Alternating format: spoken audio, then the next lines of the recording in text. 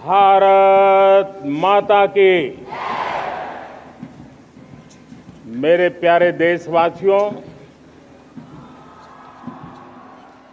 मेरे परिवारजन, आज वो शुभ घड़ी है जब हम देश के लिए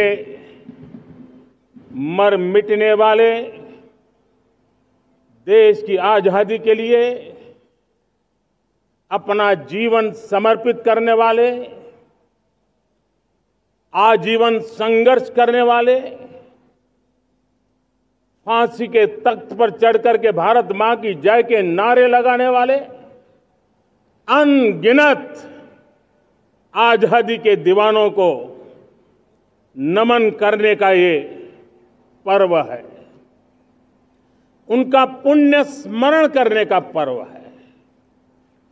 आजादी के दीवानों ने आज हमें आजादी के इस पर्व में स्वतंत्रता की सांस लेने के लिए सौभाग्य दिया है। यह देश उनका ऋणी है।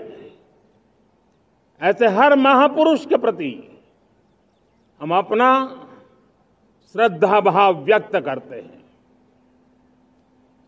मेरे प्यारे देशवासियों, आज जो महानुभाव राष्ट्र रक्षा के लिए और राष्ट्र निर्माण के लिए पूरी लगन से, पूरी प्रतिबद्धता के साथ देश की रक्षा भी कर रहे हैं, देश को नई ऊंचाई पर ले जाने का प्रयास भी कर रहे हैं। चाहे वो हमारा किसान हो, हमारा जवान हो, हमारे नौजवानों का हौसला हो, हमारी माताओं बहनों का योगदान हो, दलित हो, पीड़ित हो, शोषित हो, वंचित हो, अभावों के बीच भी स्वतंत्रता के प्रति उसकी निष्ठा, लोकतंत्र के प्रति उसकी श्रद्धा, ये पूरे विश्व के लिए एक प्रेरक घटना है। मैं आज ऐसे सभी को आदरपूर्वक नमन करता हूं। प्यारे देशवासियों, इस वर्ष और पिछले कुछ वर्षों से प्राकृतिक आपदा के कारण हम सबकी चिंता बढ़ती चली जा रही है। प्राकृतिक आपदा में अनेक लोगों ने अपने परिवारजन खोए हैं, संपत्ति खोई है, राष्ट्र ने भी पारावार नुकसान भोगा है। मैं आज उन सब के प्रति अपनी संवेदना व्यक्त करता हूं और मैं उन्हें विश्वास दिलाता हूं कि यह देश इस संकट की घड़ी में उन सब के साथ खड़ा है। मेरे प्यारे देशवासियों, हम जरा आजादी के पहले के वो दिन याद करें।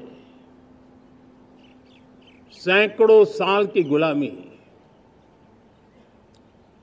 हर कालखंड संघर्ष का रहा। युवा हो, बुजुर्ग हो, किसान हो, महिला हो, आदिवासी हो, उन्होंने गुलामी के खिलाफ जंग लड़ते रहे, अविरत जंग लड़ते रहे। इतिहास गवाह है कि 1857 के स्वतंत्रता संग्राम जिसको हम याद करते हैं, उसके पूर्व भी हमारे देश के कई आदिवासी क्षेत्र थे जहां आजादी का जंग लड़ा जाता था। साथियों, गुलामी का इतना लंबा कालखंड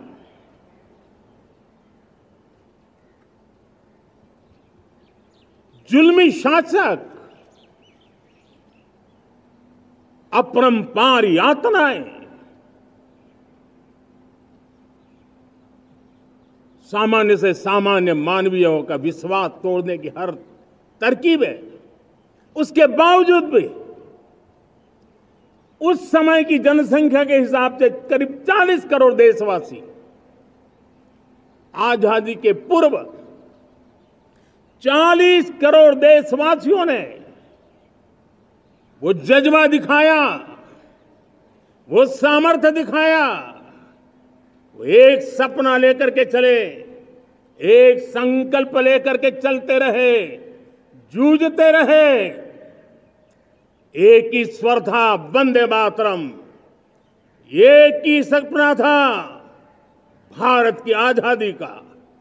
40 करोड़ देशवासियों ने, और हमें गर्व है कि हमारी रगों में उन्हीं का खून है, वो हमारे पूर्वज थे। सिर्फ 40 करोड़ लोगों ने दुनिया की महासत्ता को उखाड़ करके फेंक दिया था, गुलामी की जंजीरों को तोड़ दिया था। अगर हमारे पूर्वज, जिनका खून हमारी रगों में है, आज हम तो 140 करोड़ है। अगर 40 करोड़ गुलामी की बेड़ियों को तोड़ सकते हैं, अगर 40 करोड़ आजादी के सपने को पूर्ण कर सकते हैं, आजादी लेकर के रह सकते हैं, तो 140 करोड़ देश के मेरे नागरिक,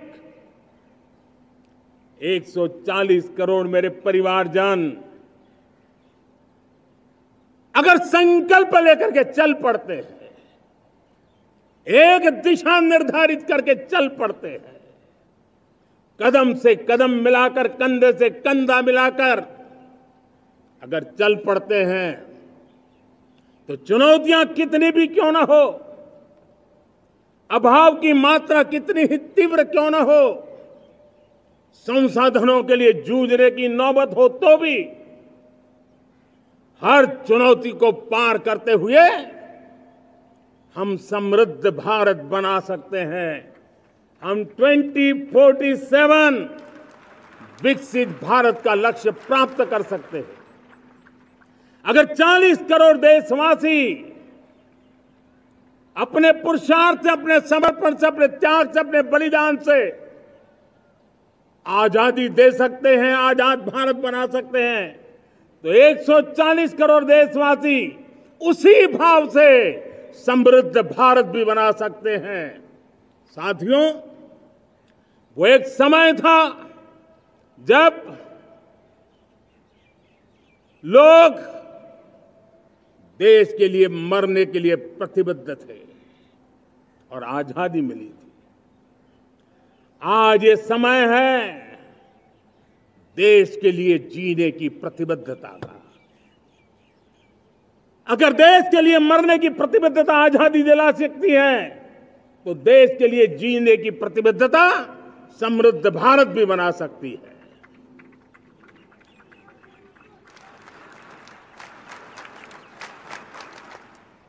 साथियों, विकसित भारत 2047 इस तरफ भाषण के शब्द नहीं है, इसके पीछे कठोर परिश्रम चल रहा है। देश के कोटि कोटि जनों के सुझाव लिए जा रहे हैं और हमने देशवासियों से सुझाव मांगे और मुझे प्रसन्नता है कि मेरे देश के करोड़ों नागरिकों ने विकसित भारत 2047 के लिए अनगिनत सुझाव दिए हैं। हर देशवासी का सपना उसमें प्रतिबिंबित हो रहा है, हर देशवासी का संकल्प उसमें झलकता है। युवा हो, बुजुर्ग हो, गांव के लोग हो, शहर के लोग हो, किसान हो, कामदार हो, दलित हो, आदिवासी हो, पहाड़ों में रहने वाले लोग,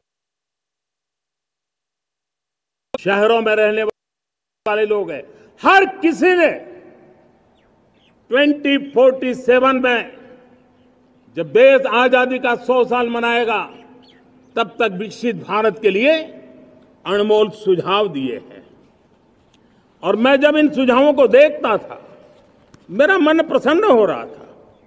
उन्होंने क्या लिखा? कुछ लोगों ने कहा कि दुनिया का स्किल कैपिटल बनाने का सुझाव हमारे सामने रखा। 2047 विकसित भारत के लिए कुछ लोगों ने भारत को मैन्युफैक्चरिंग का ग्लोबल हब बनाने का सुझाव दिया। कुछ लोगों ने भारत की हमारी यूनिवर्सिटीज ग्लोबल बने इसके लिए सुझाव दिया। कुछ लोगों ने यह भी कहा कि क्या आजादी के इतने सालों के बाद हमारा मीडिया ग्लोबल नहीं होना चाहिए। कुछ लोगों ने यह भी कहा कि हमारा स्किल्ड युवा विश्व की पहली पसंद बनना चाहिए। कुछ लोगों ने सुझाव दिया भारत को जल्द से जल्द जीवन के हर क्षेत्र में आत्मनिर्भर बनना चाहिए।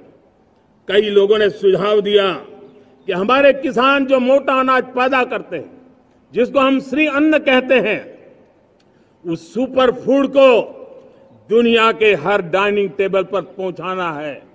हमें विश्व के पोषण को भी बल देना है और भारत के छोटे किसानों को भी मजबूती देनी है। कई लोगों ने सुझाव दिया कि देश में स्थानीय स्वराज की संस्थाओं से लेकर के अनेक इकाइयां हैं, उन सब में गवर्नेंस के रिफॉर्म की बहुत जरूरत है।